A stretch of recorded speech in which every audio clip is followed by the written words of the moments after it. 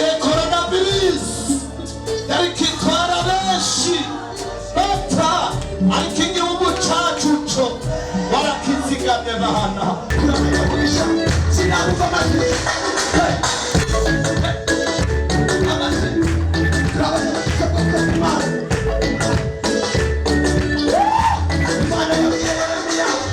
Ndashaka urugo rw'iwanje kandi Imana wowe nyine umpaye.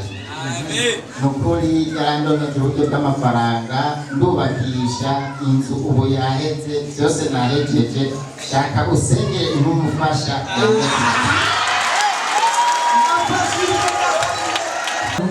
Baramusengera ariko iki gice yawe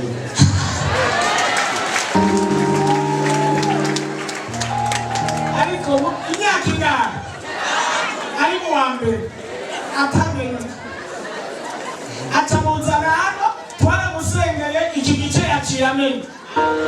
Imana irahari cyane ntayihari. Imyaka 8 atavuga.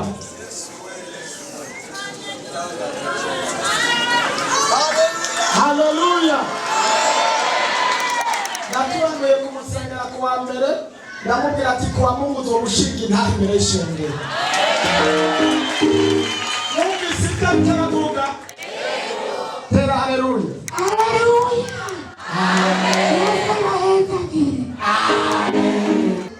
Nta rukoba na rumwe wabona. Wamenga barabanze barakura ku rukoba, zari inyama zitembamo amashira n'amazi n'amaraso, amaguru yose.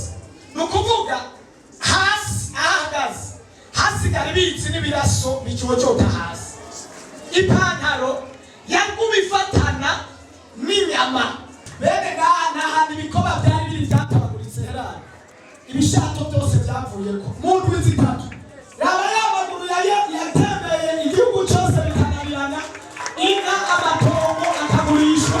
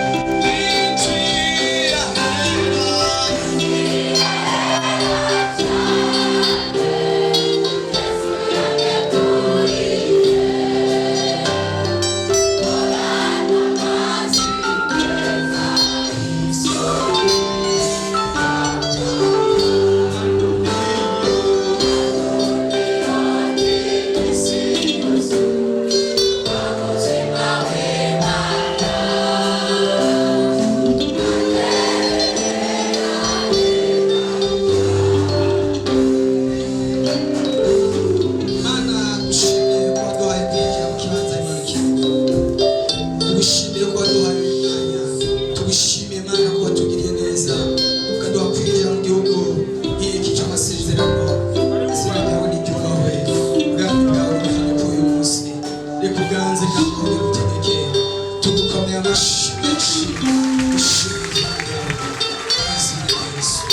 Mana turaje imbere yawe muri kano gatondo, ijambo ryawe riravuga neza ngo mpamagara ndabitaba, ngo muheze murabe ko ntabaha ibyo mwasabye.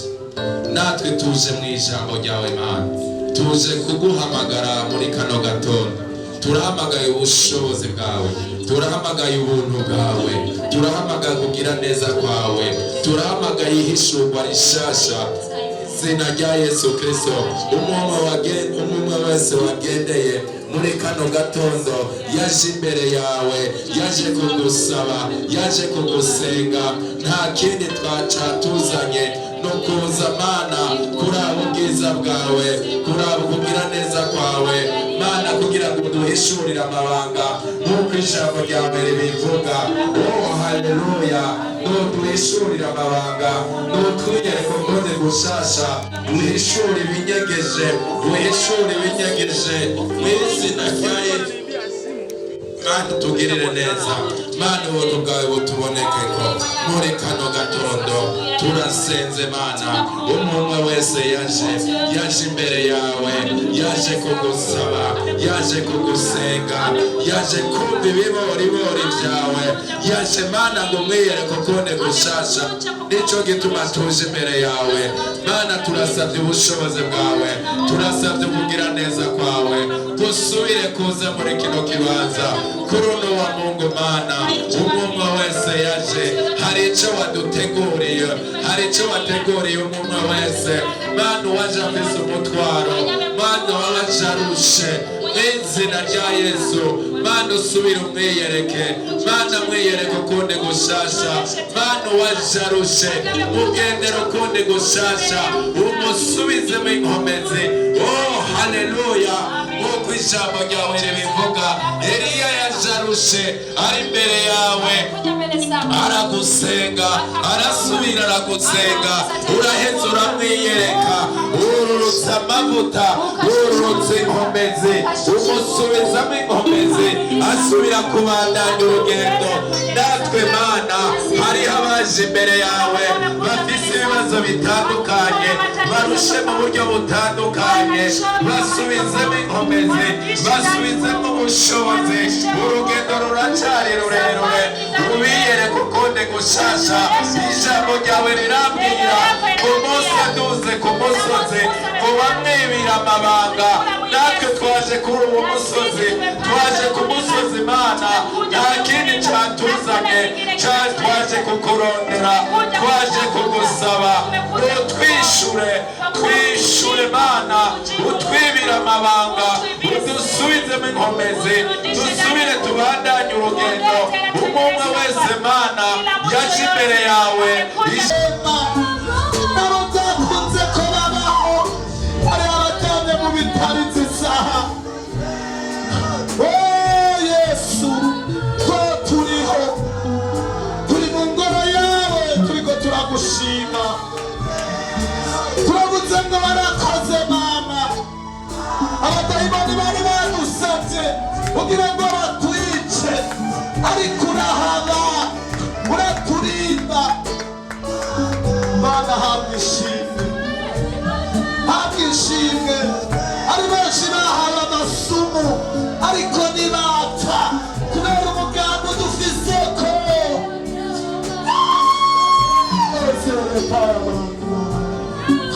Habwa amashimwe Mesiya, habwa amashimwe.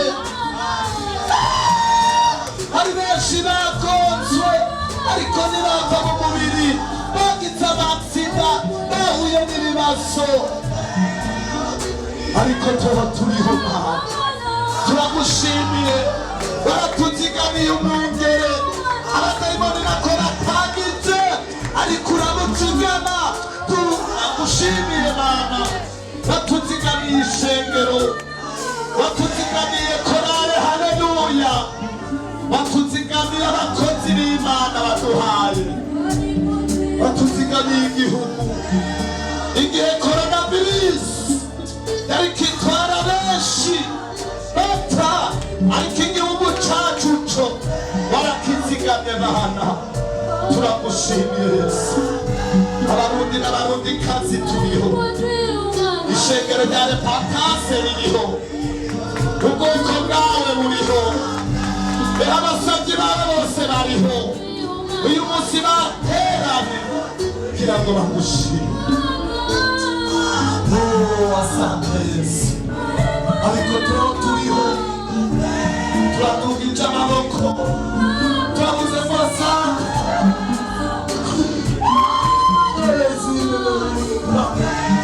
Turirutse byinshi, byari byo dukura mu mubiri, byari byo dukura mu gakiza kugira ngo ntitubeho, ariko baratuzigamye, baratwimanye, abadayimoni badusabye, ariko uratwimana Yesu. Turamushimiye, ariko twebwe turiho nawe. Urakoze Yesu, urakoze Mesiya. Ariko twebwe turiho, twebwe turiho, twebwe turiho, turiho, turiho. Urakoze Yesu.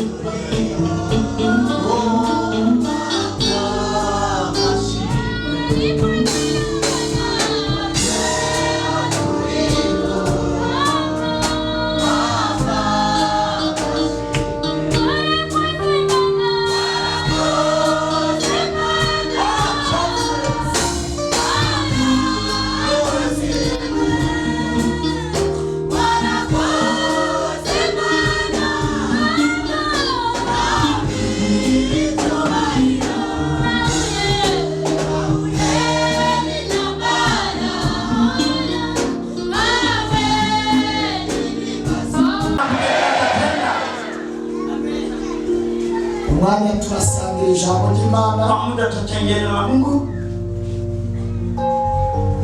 kandi mu mwanya tunafata umwanya ukwiye na wose kwa muda tutachukua muda wa kwenye hoba mu ijambo ry'Imana. hata kwa neno Hari igitangazo za kwakira, pana muujiza utapokea. hoba mu masengesho Hata kwa maombi hari igitangazo za pana kwakira. muujiza utapokea. Ndavyumva neza Najisikia vyema. kandi ubyizeye bikubera ukuri. Ukiamini ambia. Ubyizeye Itakuwa ni hivyo. turagomba uko biri kose kugenda marimba, Tunataka isiri yote kwenda pamoja na Mungu. kandi turagomba kubana n'Imana mu bwiza bwayo. Tunataka kuwa na Mungu pamoja na utukufu wake. Reka rero dufate umwanya wo gutangira Imana Acha tushike muda wa kumtolea uko bisanzwe biri, kama ilivyo kawaida.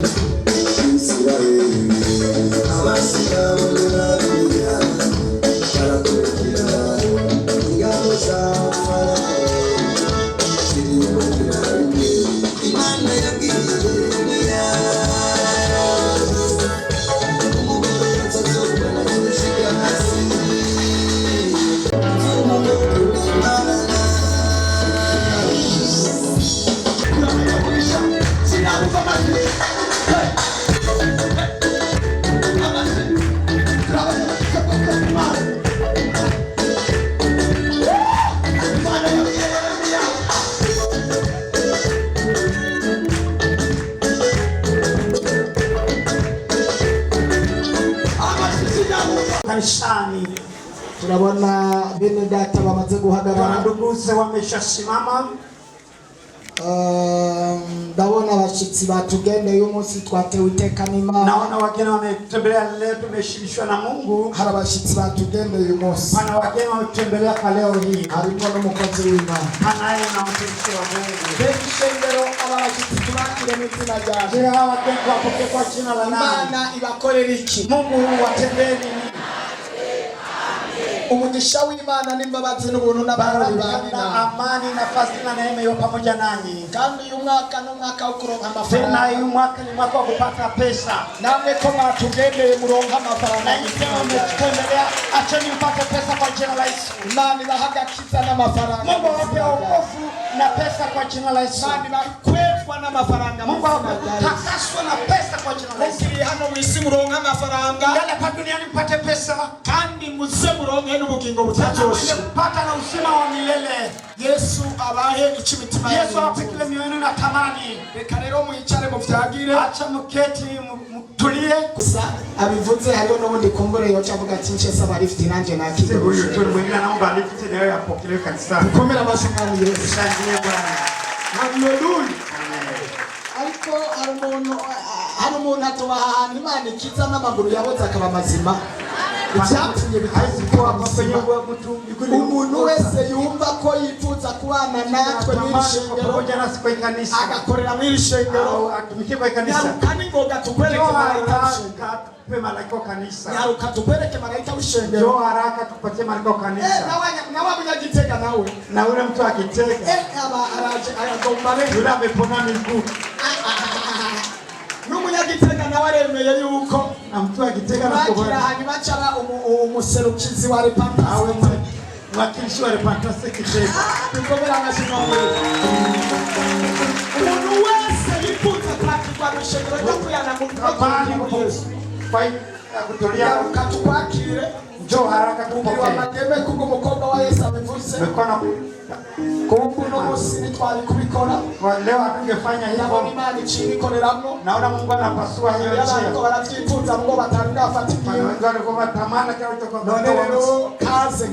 sasa karibuni Umaze iminsi utagira ishengero uhagarara. Sasa siku hauna mahali unasimama Umaze iminsi kanisa. utagira ahantu uhagaze. Sasa siku hauna mahali unasimama. Waragendagenze mu vyumba vy'amasengesho. Tembea kwa vyumba vya makanisa. Waragendagenze mu madini. Na kwa madhehebu tofauti. Abandi nabo biyirirwa muhira kandi ico Wengine bakora. wanashinda nyumbani afanyi kitu. Ariko uyu munsi Lakini ugomba kuba umurepantance. nataka uwe mrepanta. Kandi malaika wa repentance Tena malaika wa repanta. agiye kukurwanira intambara ikomeye. Kupigania vita kubwa. Kandi malaika wa repentance Repanta. agiye kukubera igishikira Anaweza cyawe. kwa suluhisho ya tatizo lote. Kandi twokomera Je, abashumba. hawezi kushangilia Bwana makofi? Ni hakika. Imana ishimwe, Imana ishimwe. Bwana asifiwe asifiwe. Imana ishimwe rwose. Bwana ashukuriwe ashukuriwe. Ariko mumfashe tuduze icyubahiro. Nisaidieni usiku.